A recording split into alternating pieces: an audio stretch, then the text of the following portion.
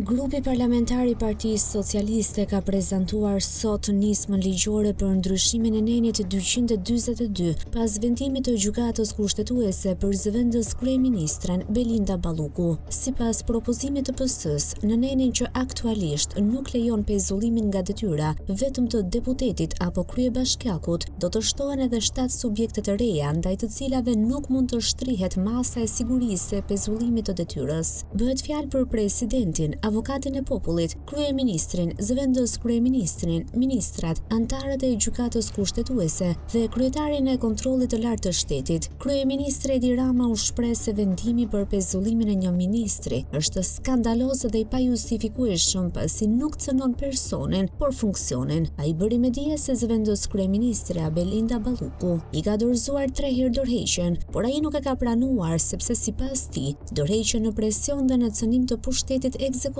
nuk ka. Rama sqaroi se ndryshimi I nenit do të votohet në kuvend, pasi ky I fundit të jetë shprehur për heqjen e imunitetit të zëvendës kryeministres Belinda Balluku, masë e kërkuar nga SPAK.